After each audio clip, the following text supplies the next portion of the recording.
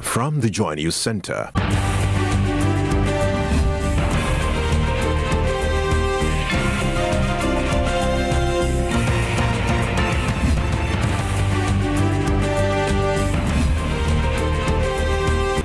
This is News at 8.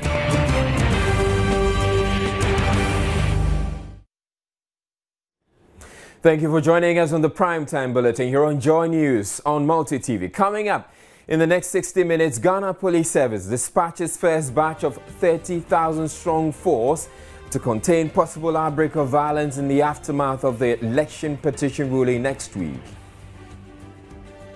The service has meanwhile also inaugurated a helipad, the first of its kind to help in rapid deployment of troops to troubled spots. The government assures it is keen on bridging housing deficit at Multi-TV Habitat Fair. Former UN Secretary General and wife bring hope at last to Obeyeye, a community here in Accra whose name means it will be well. And not wanting to be left out of the peace campaign, the country's musicians Ketsi Barima Sydney have a new peace track out titled Eboboba Reloaded. There's also business, sports and international news. Stay tuned.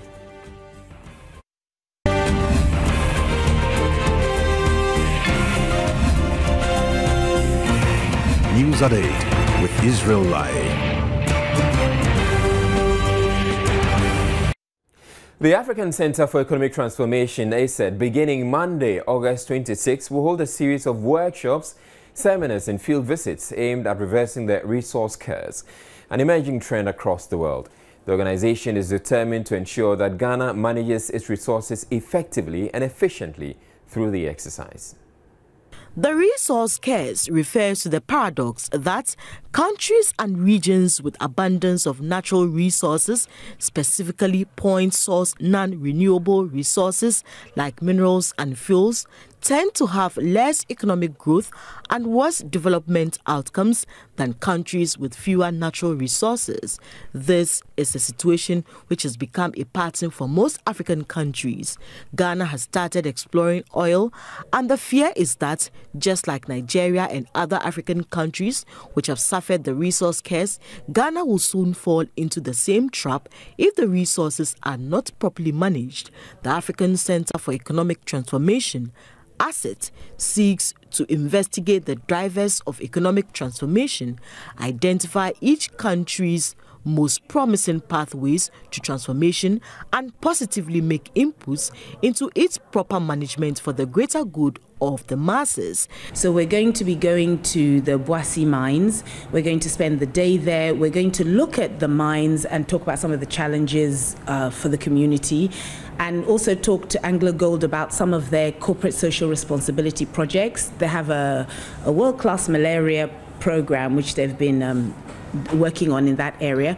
We'll also be looking at the resettlement villages. So we'll be looking at the two sides of the question. You know, what are the challenges? What are the issues with community rights? But then also, how is the private sector beginning to come to terms with the fact that they must do things better? The one-week-long program beginning Monday, August 26, will bring together government officials, key intellectuals, civil society to brainstorm on how the country can effectively manage its resources. ACET is governed by a board of directors that include former prime ministers, central bank governors, sector ministers, scholars, legal experts, and development practitioners. Government has been cataloguing procedures it is using in selecting districts to benefit from the 200 senior high schools it promised during the 2012 electioneering campaign. The construction of these schools forms part of government's efforts to make education available to all Ghanaians.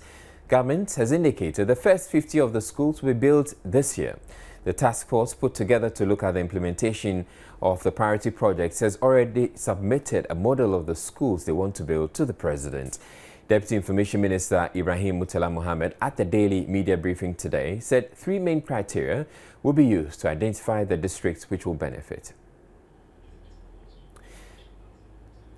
We'll bring you that story a little later, but right now, Second Deputy Speaker of Parliament and MPP stalwart Professor Anokye says the electoral terrain of the country will no longer be the same after the Supreme Court verdict, no matter how it goes. This, he says, has once more shown the capacity of the Dankwa Buzia Dambo tradition to dissect the complicated electoral intrigues. He was speaking at a lecture to commemorate the 21st anniversary celebrations of the party in Accra. The lecture, which was delivered as part of the 21st anniversary lecture of the NPP, was aimed at educating party members, especially the youth, about the history of the party, as well as clearing misconceptions. Deputy Speaker of Parliament, Professor Anokye, who delivered the speech, noted that even though Ghanaians still await the Supreme Court's verdict, it was certain the unprecedented ruling will transform Ghana's democracy. The electoral processes and horizon will never be the same again. So far as we are concerned, we are the Democrats, we are the liberals, we are the believers of fundamental human rights and the rule of law, and we have the capacity to enhance the frontiers of opportunities in development. He also denied attempts by the then Dankwa Buzia party to overthrow Osei Dr. Kwame Nkrumah. The truth of the matter was that Nkrumah wanted all power for himself. And there came a time when there was a big fight between the old guards and the socialist boys. Many who are old enough will remember those days. They were fighting themselves. And that is what led to that plan that ultimately led to that problem. In short, we are not bomb throwers. He also touched on other issues relevant to the new patriotic party. The theme for the lecture was the new patriotic party and the Dankwa Buzia Dombo tradition's contribution to the establishment and deepening of the democratic culture and practice in Ghana. Back to earlier story, and government's cataloguing procedures, it says it is using in selecting districts to benefit from the 200 senior high schools it promised during the 2012 election campaign. If you look at the 2013 budget, it is indicated that 50 of the schools will be executed this year. And the schools have been identified. The districts have been identified because selected districts are going to benefit the 50 for a start. There is a criteria for identification. The three main criteria that is used to identify the districts who will benefit from this include the new districts without senior high schools. You know, some of the new districts that are created do not have senior high schools. That is the first criteria. The second one has to do with all districts without senior high schools. There are some existing districts that do not have senior high schools. And the third one are districts with senior high schools, but where the pressure is too much for the schools to contain. You can go to one district, we have about several junior high schools with one senior high school. And in that case, there will be so much pressure on the existing senior high school. That is the other criteria. Among them also include even some of the districts where the people are willing to support, because clearly when they are providing such facilities, the communities or the district should own them. So it is the responsibility of the communities themselves to support in terms of providing the adequate labor that will support in having the projects being executed. So His Excellency the President has actually seen the designs, he has seen the districts that are selected, he has approved, and he has indeed instructed the Ministry of Information to go ahead for the implementation.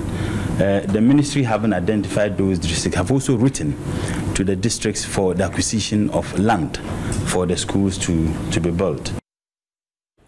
Residents of Obeyeye, a small village at Amasamang, a suburb of Accra, today really lay claim to their name, having grappled with lack of potable water for several years, because finally help came to them. The former UN Secretary General Kofi Annan and his wife inaugurated a mobile clean drinking water project initiated by the Safe Water Network. Water-related diseases such as Buruli ulcer was very rampant in Obeyeye, resulting in deaths. In 2009, Safe Water Network installed a Safe Water station, creating access to clean drinking water which has significantly helped in the eradication of the Buruli ulcer in the area. The Safe Water Station pumps raw water from the reservoir and treats it to produce clean water meeting WHO standards. But according to the providers of the essential commodity, maintenance of water quality after it leaves the Safe Water Station is challenging due to the lack of proper storage containers. Also contributing to the contamination of the water was the long distance trekked by residents before reaching the water source. To address this challenge, a tricycle carrying 20-liter containers was distributed to residents to be used to carry water. Inspecting the facility, the former UN Secretary General, His Excellency Busumuru Kofi Annan, urged the chiefs to halt all construction along the banks of the water source.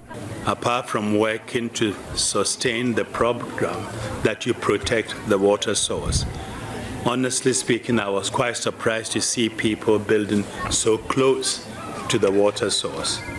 Normally, they should not do that. That source belongs to all of us. No individuals should be allowed to threaten it. And so I hope, and I'm happy the chiefs are here, that you will all agree that no one will be allowed to build that close to the water to threaten your source of water, and work together to keep it clean, to keep it protected, so that the community can be served. In her address, the wife of the former UN Secretary General, ANANE, expressed satisfaction with the initiative, saying women will mostly benefit from the program. Regional Director of Safe Water Network, Charles Nimako, said the program will also provide employment for the residents of the area. This program is being done on an entrepreneurial basis. We've identified individuals in the community. We will purchase the motorcycles outright. We will lease it to them, and they will repay the cost from the profits that they generate from distributing the water.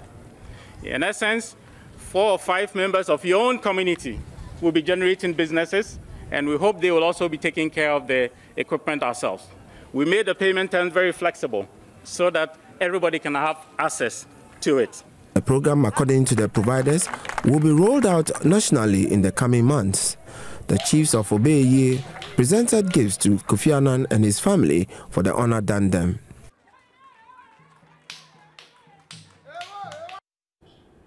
Now, the Ghana Police Service has deployed 455 officers and 9 commanders across the country ahead of the delivery of the Supreme Court verdict on August 29. The officers and commanders will oversee the work of 30,000 personnel who will be at post to ensure law and order. At the ceremony to dispatch the troops, Director General of Operations COP John KUDALOR asked them to ensure commitment, dedication and professionalism in their duties.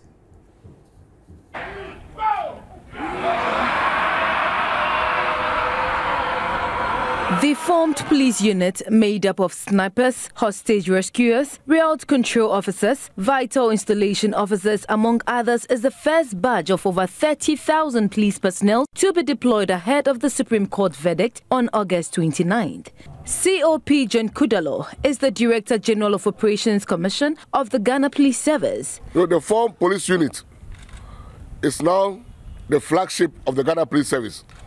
When I say the flagship, it means you are what we are doing now to meet international standards or world standards.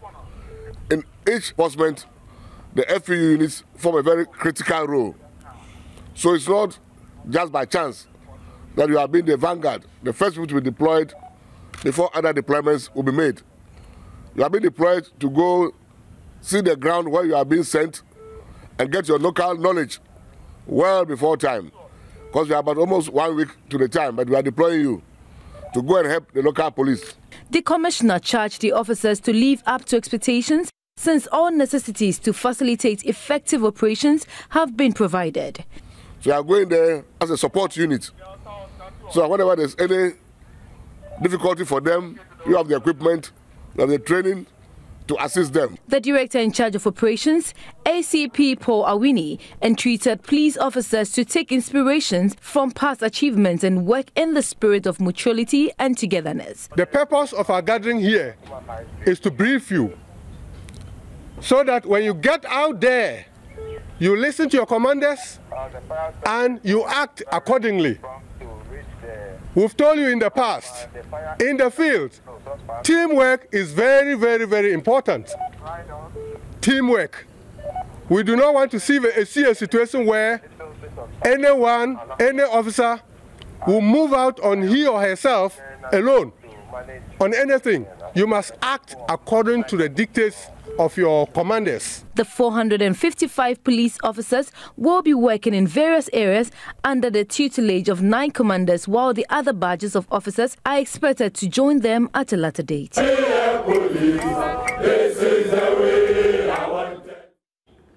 In a related development, the Ghana Police Service has inaugurated a helipad to help in its rapid response operations. Commissioner of Police in charge of services, James Opong-Buenu, at the inauguration said the facility would play a key role in police operations, such as the impending 29 August Supreme Court ruling. He explains, however, that the police is yet to acquire its own helicopters, and so for now will rely on the Ghana Armed Forces. The helicopter carrying personnel of the Rapid Deployment Force landed at the facility in a simulation exercise. Personnel, dressed up in their riot control gear, demonstrated how to disembark, take positions, and also how to approach targets during mass disorders. The helipad will prove key in airlifting officers to emergency situations all over the country and is in collaboration with the military. In attendance at the ceremony at the police headquarters in Accra were the Inspector General of Police, Mohammed Al-Hassan, Minister of the Interior, Kwesi Ahoy, several service commanders, as well as some chiefs. Commissioner of the Police in charge of services, James Opong-Buenu, said the helipad will ensure quick deployment of personnel to distressed areas. You will agree with me that the dynamic exigencies of effective law enforcement today require urgent actions in all areas of administrative and operational activities. The development of society and modernization has a side effect, which manifests itself in the complexity of the crimes that we see today. We all know that criminals use advancement in technology to perfect their crime, like the cyber crime and other technology-related crimes that we are seeing. Therefore, any police organization that wants to stay in the game must be proactive and adopt pragmatic strategies. The helipad, which takes at least 3 helicopters at a time, is the first of its kind for the service. So we're talking about collaboration, coordination, and working together as a team. Okay, so this is a little display, but believe you me, you American will say you ain't seen nothing yet. This is just the beginning, right? As the IGP will tell you, when the snake, it has a lot of scales on it. When the scales become very brittle and it cannot turn around, what does it do? It sheds the scale, right? And then it allows flexibility. This is what the police is going through. The police is showing new initiative, new dynamism, new ways of doing the same old thing. So when I say you haven't seen anything yet, this is just an aspect of what the forces have in the arsenal.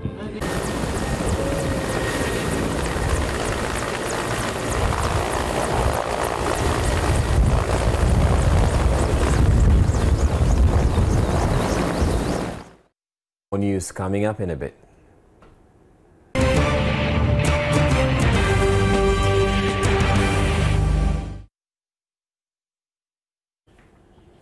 Health experts have detected high incidence of hypertension and diabetes among residents of Esienimpong, a farming community in the Ashanti region. The alarming trend is attributed to self-medication, as there is evidence patients prefer reporting their ailment at the drugstores to seeing a doctor.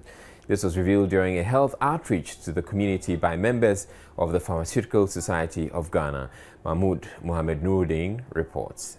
80% of over 700 people screened for hypertension and diabetes during the outreach tested positive at least for one of the diseases.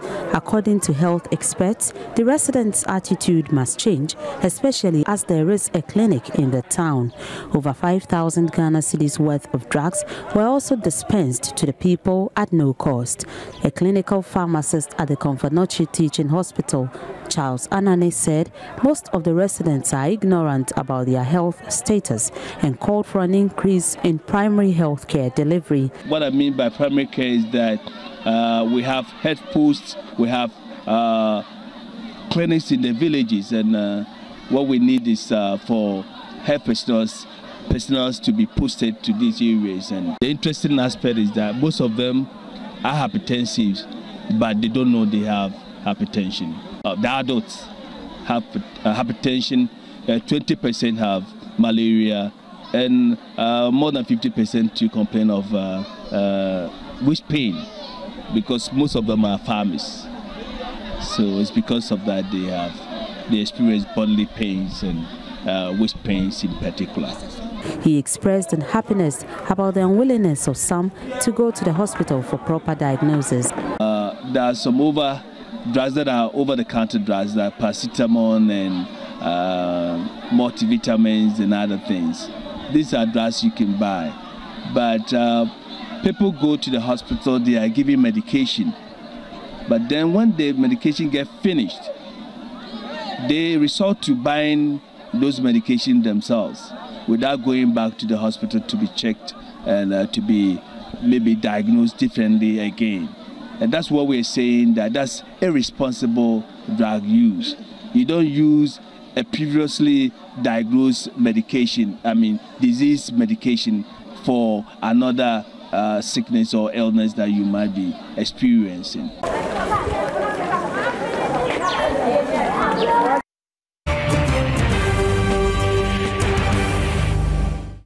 Now, as August 29 approaches, a growing anxiety is brewing among Ghanaians. Will all 9 judges rule in favor of a party to take that decision? Rule concerns that the court's decision, whichever way it goes, will be met with widespread socially disruptive behavior, have elicited a chorus of peace messages from civil society. So how will the judges rule on that day? And what if their ruling is not unanimous? Eric Curtis Howard explores the implications. The ruling on August 29 could end up 9-0, 8-1, 7-2, 6-3 or 5-4, as per the way the 9 judges will vote. Politically, as opposed to legally, it does matter a great deal whether the decision of the court on August 29 is the decision of a unified court or a sharply divided court. Arguably, an 8-1 or a 7-2 outcome would appear to meet the minimum criteria as well. In short, a decision of the court that is supported by all or the overwhelming majority of the justices is to be preferred politically to a decision that is backed by a bare majority of the court, 5-4. A 5-4 decision could be seen especially inauspicious for the unity and healing of a politically fractured country and the standing of the court if the split or division of the court corresponds to widely perceived notion that every Ghanaian is politically affiliated to one political party or the other, without the exclusion of the judges. This notwithstanding, however, it must be noted that the greatest contribution the Supreme Court can make to its own legitimacy and to the unity and peace of the country is in how it decides this case. For a deeply politically ingrained country like ours, the reasons behind the judges' decisions will be very critical to either wholly accepting the court result or rejecting it outright.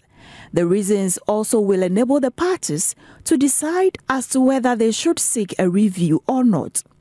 But for most Ghanaians, the peace of the nation is what is paramount, no matter the outcome of the court decision. So, how will the judges rule, and how will their ruling impact an already politically tensioned nation? August 29 is a week away, and Ghana waits. Now, truancy and absenteeism in basic schools in the West District of the Greater Accra region is beginning to show up in the performance of pupils in the area. Statistics from the Ghana Education Service indicate students from schools in the district have the worst results at the basic school examinations. But there just may be a silver lining in the cloud. Yafusua Jemfi has more. The Akotoshi No. 2 Basic School has been one of the worst performing schools in the West District. According to the GES statistics, the school over the last 5 years placed 47 out of the 48 schools in the district. As a result, many of the pupils are never able to progress to the senior high school level. The lack of some facilities like a library and a computer laboratory have also been cited. Standard is a little bit below average, looking at the fact that this place is a farming community and they don't take much in education. Now that they've come to realize the need to educate themselves, most of them could not write well. Their writing ability is very poor, and then their reading ability too. We lack textbooks, and then computer lab. We don't have libraries. We don't have. We have qualified teachers here. The pupils, however, explain they are confronted with the challenge of skipping school to help their parents out of the farm so they can sponsor their schooling. Some also go and then help the sun-winning team. They go and do all kind of jobs for them. And then some parents too don't even take care of their children, so they leave them to fend for themselves. So you see them come to school today, tomorrow they don't come. The parents don't take much control over them. But an outreach program by the Social Entrepreneurs Network, a voluntary service by some tertiary students, could offer some solution to their problem. We've come to understand that a lot of children, not everybody is cut out for the academic work. A lot of people would also want to venture into something else, but then they just need the encouragement and support from parents. And then if children are encouraged to continue their education, but also look at areas like this, I think they would become better people in society. The pupils are highly optimistic about the intervention from the volunteers. I have a very confident in mind that now I know that only seriously that you have that you can perform well. It doesn't matter where you find yourself. Either you are in a village or a city. All what you need is that you have to be seriously, because we all use one syllabus and all the country are going to write one examination. We need is to get time for ourselves. So we have to plan our time well so that we can get more time to read. The network aims to bridge the educational gap through entrepreneurship and creative arts. May God bless you. Thank you.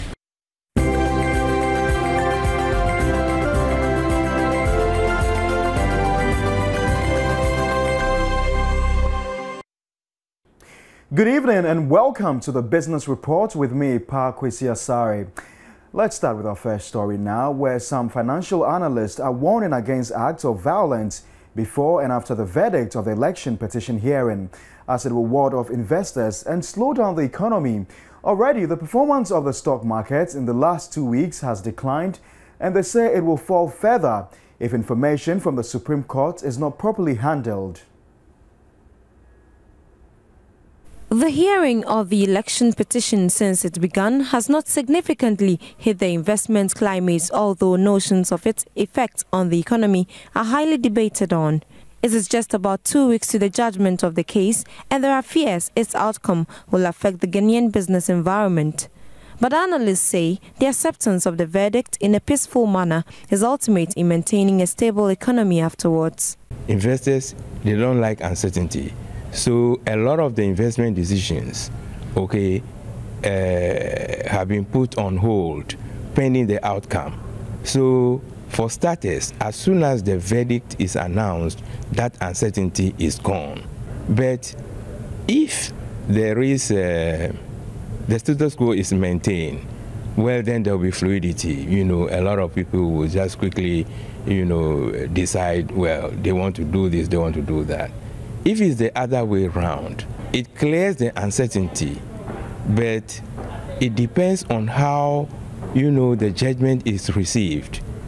If there is acceptance, which I would expect, by all parties, that whatever decision comes out of the Supreme Court is final, is fair, then I wouldn't expect any negative reaction. The stock market, after its bullish performance in the first quarter of the year, has started declining just some few weeks to the judgment. In the past 2 weeks, composite stocks have declined by negative 1.35%, with financial stocks also dropping by negative 5.5%. There is something that normally happens on the stock market when, and especially in our part of the world, when people make a lot of returns on the market, they are eager to take part of the profits So then that is what we see is happening, but not really.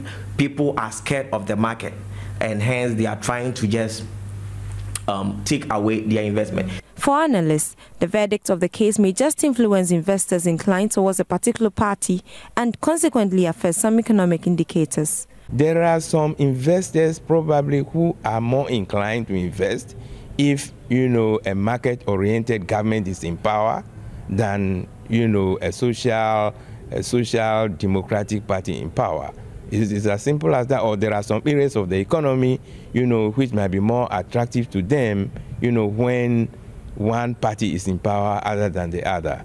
But at the end of the day, it's the stability and the peace that is going to bring in investors or otherwise. In any country experiencing violence, then you are assured that foreigners will take their monies away. And as they are taking their monies away, they will not take their monies in Ghana cedis.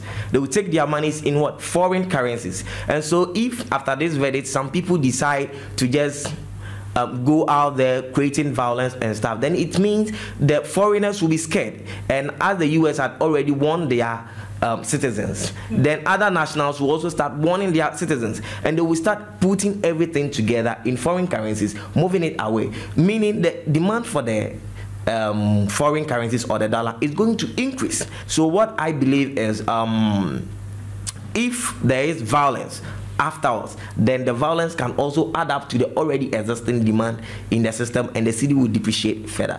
The stability of the economy after the judgment of the hearing will largely depend on how the outcome is handled. For now, maintaining peace before and after the whole court process is crucial for businesses in Ghana. Abigail Admakwenchi reporting for Joy Business. In other news, the Ministry of Water Resources, Works and Housing says it is set to bridge the country's 1.7 million unit housing deficit. Speaking at the formal opening of this year's Multi-TV Habitat Fair in Accra, Deputy Minister Samson Ahi said the ministry plans to provide incentives to those in the sector and also attract more investors. Government, he says, will also complete the over 4,000 affordable housing units. It comes at an opportune time as it seeks to provide some solutions to the numerous challenges facing the housing industry. The three-day event, which has assembled stakeholders in the sector, is expected to create opportunities for prospective homeowners in the middle to lower income bracket to acquire homes, and also for existing homeowners to find affordable resources to maintain their properties. Multi-TV organizes housing fair to bring important solutions to the doorsteps of our cherished viewers and all prospective homeowners. This year's event is the fourth edition of a one-stop shop for pragmatic housing solutions in Ghana, aimed at providing a unique platform for stakeholders to get free advice on financing, to buy or build a house, mortgages, home decor and accessories, and home improvement. Deputy Minister of Water Resources, Works and Housing, Samson Ahi, commended the initiative and hinted of some projects government is embarking on to bridge the housing deficit. A lot of investors, both Ghanaians and foreign, continue to express interest in the affordable housing program, and the ministry has signed a memorandum of understanding to enable them participate in the program and evaluating them as they come. On the uncompleted 4,720 affordable housing units located at 6 sites, the ministry has set in motion a mechanism to get them completed and construct new houses. In this regard, the ministry has allocated the Pond site to the Tema Development Corporation for completion. The State Housing Company is working on 5 blocks of flat of 72 units at Botema, and they're about 90% complete. Though the fair has just begun, exhibitors are already impressed with patronage and promise to give them the best of their services. Patrons should expect a lot from HFC Bank this weekend, because over here we have the mortgage department itself, who will be showing you and teaching people how to own and buy their own homes. Then we have HFC Investments. We also have HFC Realty. They are property developers. Then we have HFC Boafo. Boafo is the microfinance arm of the bank. they will be able to help small-scale business people who need money to expand their business and also who need money to complete or buy their houses. Normally we sell cash upright, but for this fair we say, okay, we're giving 12 months installment payment. Come in, take a look at our properties, either the houses or our service plots, whichever one you want. You don't make cash payments or you don't have the entire money, pay part, the remaining part, we spread for you for 12 months. Better still, even if you don't fall within the 12 months, just come stay with us and we still have a package for you. Patrons are equally impressed. So far, the few places that I've been to, I think they've satisfied my requirements, especially when it has to do with the mortgage. I visited 1 or 2 financial stands, and they did quite well. In terms of how to do the repayment and the rest, I think it's quite satisfactory.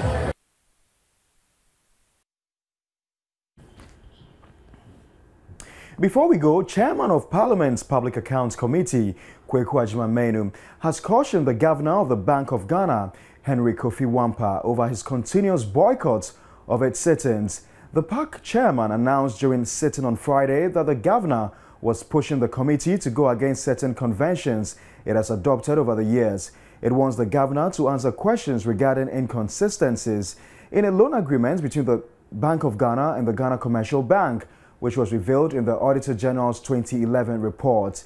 The Auditor General's report noted that authorities at the country's central bank were operating against its own governing act and regulations relating to contracts it signed with GCB. Joy News' parliamentary correspondent Elton John Brobe said the Auditor General's report indicated that on February 19, 2009, the Bank of Ghana, under a Memorandum of Understanding, granted a $25 million and $50 million loan facility to GCB. Now, according to the MOU, the loan facility was to expire 6 weeks from February 1, 2009.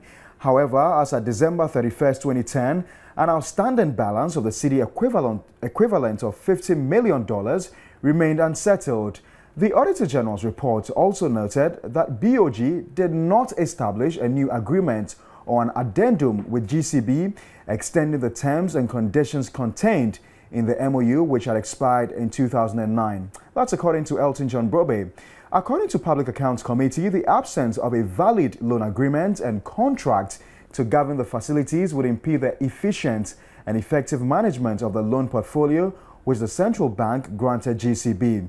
Now, additionally, the tenure of some of the facility had not been clearly stated with GCB. The committee noted PAC believes due to these irregularities in the BOG-GCB agreement, the central bank's recovery of the loan may not occur in time and in a manner that will benefit the Bank of Ghana.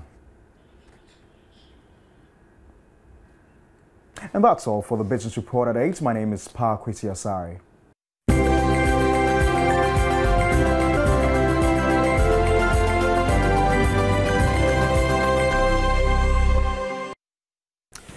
Thank you for joining us for the bulletin. Before we go a quick run through our top stories, the Ghana Police Service has dispatched the first batch of 30,000 strong force to contain possible outbreak of violence in the aftermath of the election petition ruling next week. The service has meanwhile also inaugurated a helipad, the first of its kind, to help in rapid deployment of troops to troubled spots. Government has assured it is keen on bridging the housing deficit. And former UN Secretary General and wife bring hope, at least to Obeyeye, a community here in Accra whose name also means it will be well. And they're not wanting to be left out of the peace campaign. The country's musicians, courtesy Barima Sydney, have a new peace track out titled Eboboba Reloaded. And that's it for the bulletin. My name is Israel. Have a good evening.